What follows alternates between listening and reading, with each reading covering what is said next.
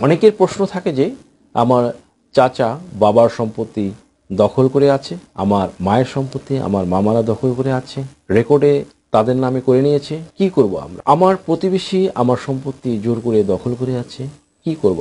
এই ধরনের নানান স্থান থেকে নানান মানুষ এই জাতীয় প্রশ্ন করে থাকে। সেই সব ভাই বন্ধুদের উদ্দেশ্যে আজকের ভিডিওটি আপনারা শুরু থেকে শেষ পর্যন্ত খুব খেয়াল করে ভিডিওটি না দেখলে কিন্তু বুঝতে পারবেন না। এক ভাই কিছুদিন আগে জানতে চাইলেন যে সে যার কাছ থেকে জমি ক্রয় করেছেন তিনি আবার জমির দখল করে নিয়েছেন, টাকা নিয়ে দখল ছাড়ছেন না, কি করবেন জানতে চেয়েছেন। আমার সেই সকল শ্রোতা ভাই বোন বন্ধুদের উদ্দেশ্য করে একটি কথাই বলতে চাই যে আপনারা এই পরিস্থিতিতে হতাশ না হয়ে, চিন্তিত না হয়ে, মাথা ঠান্ডা রেখে মাত্র 3টি পদক্ষেপ নেবেন। এই ধরনের সমস্যা আমাদের বাংলাদেশের প্রেক্ষাপটে বলতে গেলে অনেক 50% সমস্যা এই জাতীয়। ফার্স্ট অফ অল, বেদখল হয়েছেন, জমির ধারে কাছেও ঘেঁষতে পারছেন না, এমন দেখলে দ্রুত নির্বাহী ম্যাজিস্ট্রেট আদালতে 145 ধারায় মোকদ্দমা দায়ের করতে পারেন। এই মোকদ্দমায় উভয়ই অর্থাৎ জমির মালিক ও জমির দখলকারী উভয়ই মোকদ্দমা করতে পারবেন। এই মোকদ্দমার মূল প্রতিপাদ্য হলো দখল প্রমাণ হয় কোনো কাগজপত্র প্রযোজ্য নয়। তবে দুজনের মধ্যে পার্থক্য হচ্ছে একজন আসল মালিক আর অন্যজন হচ্ছে নকল মালিক। একজন জাল দলিলের মালিক, অন্যজন মূল দলিলের মালিক। একজন জাল দলিলের মালিক, অন্যজন মূল দলিলের বলে মালিক হয়েছে। নিকটতম থানায় এই হীন পরিস্থিতিতে নিকটতম থানায় এই বিষয়টি একটি তদন্ত দিতে পারে। তদন্তটি দিতে পারে ভূমি উপ পুলিশ কমিশনার। তিনি তদন্ত সাপেক্ষে রিপোর্ট দিবেন। এই গ্রাউন্ডসের উপর ভিত্তি করে যে জমিতে জোর করে জমি দখলে কে আছেন এবং জমি কার ছিল এবং দখলে যে ছিলেন জমি তার ছিল কিন্তু তাকে জোরপূর্বক দখলচ্যুত করা হয়েছে। এই তদন্ত প্রতিবেদন পাওয়ার পর রিপোর্ট হতে পারে আপনার পক্ষে কিংবা তার পক্ষে রায় ডিক্রি হতে পারে। জমির দখলকার জমি দখল করে 145 ধারা দিয়ে দেয়। তখন ভূমি উপ কমিশনার যদি রিপোর্ট বিপরীত রায়ের ডিক্রি দেয় 145 ধারায় দখলকারীর পক্ষে গেলে তখন আপনি কি করবেন? এই সিচুয়েশনে আপনার করণীয় কি? দ্বিতীয় পদক্ষেপ হবে এটি যে এক্ষেত্রে সুনির্দিষ্ট প্রতিকার আইনের 1877 অধীন 42 ধারায় ঘোষণামূলক মোকদ্দমা করবেন আইনজীবী। তখন 42 ধারায় এটি করতে কিন্তু আপনার জমির মালিকানার মামলা করতে হবে সব ডকুমেন্টস নিয়ে। তখন মামলা আপনার পক্ষে রায় ডিক্রি দিলে তখন আদালত আপনাকে ঘোষণা করে বুঝিয়ে দেবে। পেশি শক্তির ভয়ে হাত গুটিয়ে বসে থাকলে কিন্তু হবে না, তাহলে জমি হারাতে পারেন। চাকরির ক্ষেত্রেও 42 ধারা মোতাবেক ঘোষণামূলক মোকদ্দমা করেও আপনারা আপনাদের চাকরি ফিরে পেতে পারেন বা চাকরির টাইটেলও ফিরে পেতে পারেন। তৃতীয় পদক্ষেপটি হচ্ছে, এটি হলো সর্বশেষ এবং যুগান্তকারী এবং লেটেস্ট পদ্ধতি। সেটি হলো নির্বাহী ম্যাজিস্ট্রেটদের কার্যক্রম। নতুন ভূমি আইনে অবৈধভাবে জমি দখল প্রতিরোধের নির্বাহী ম্যাজিস্ট্রেটদের দ্রুত পদক্ষেপ নেওয়ার ব্যাপক ক্ষমতা দেওয়া হয়েছে। যে বা যারা অবৈধভাবে কোনো জমি দখল করবে তাদের বিরুদ্ধে নির্বাহী ম্যাজিস্ট্রেটের কাছে আবেদন করতে পারবেন জমির প্রকৃত মালিক।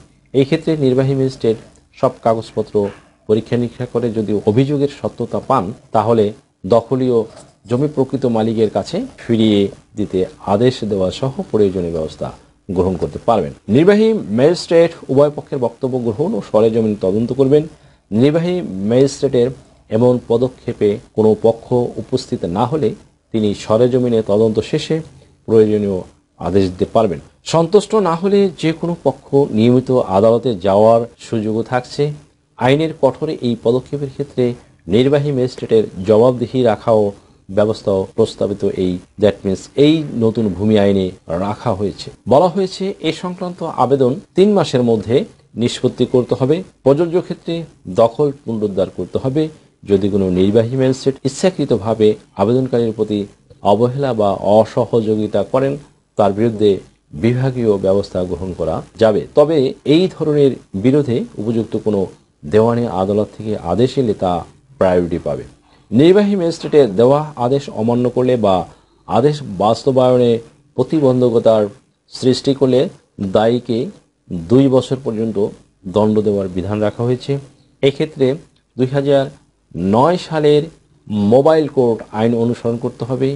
একই সঙ্গে প্রস্তাবিত আইনে সরল বিশ্বাসে কৃত কাজের জন্য দায়িত্বপ্রাপ্ত কর্মকর্তাদের সুরক্ষার কথাও উল্লেখ করা হয়েছে। সুপ্রিয় দর্শক মণ্ডলী, প্রসঙ্গত উল্লেখ্য যে সেনাবাহিনী নির্বাহী ম্যাজিস্ট্রেটের ক্ষমতা পাওয়ার ফলে দখলচ্যুত, বঞ্চিত, নিষ্পেষিত, অসহায় ভূমি মালিকদের কপাল খুলে গেল।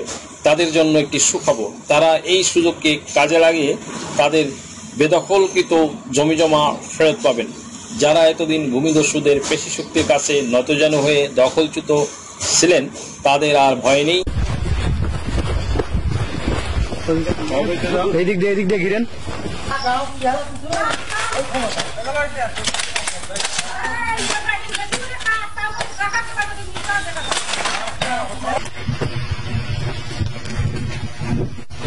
অন্য জায়গায় রাস্তা আছে নাকি?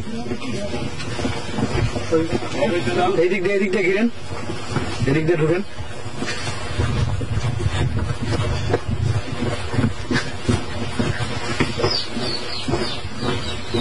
শুধু দেখাচ্ছে আমাদের আসার কথা ছিল 2 টাকা পালো চলে গেছে।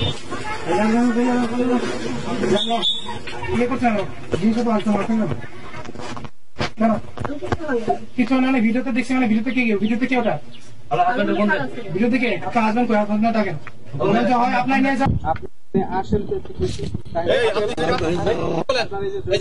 পুলিশ সাহেবের আছেন, ওনার সামনে বলেন যে আপনি আর জমিতে আসবেন না।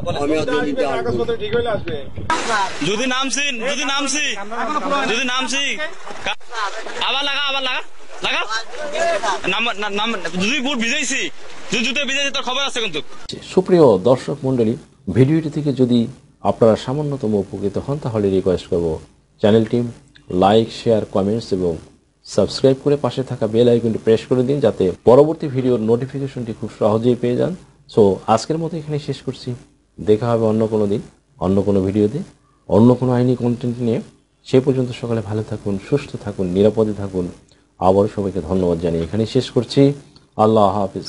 আপনার কি ভিজিট ভিসা বা স্টুডেন্ট ভিসা বা সার্ভিস ভিসার জন্য ফিনান্সিয়াল এফিডেভিট প্রয়োজন? Sponsorship affidavit, relationship affidavit, support affidavit, asset valuation, property valuation এছাড়া অন্য সকল ধরনের এফিডেভিট নিতে আজই ডায়াল করুন 01724583880 নম্বরে।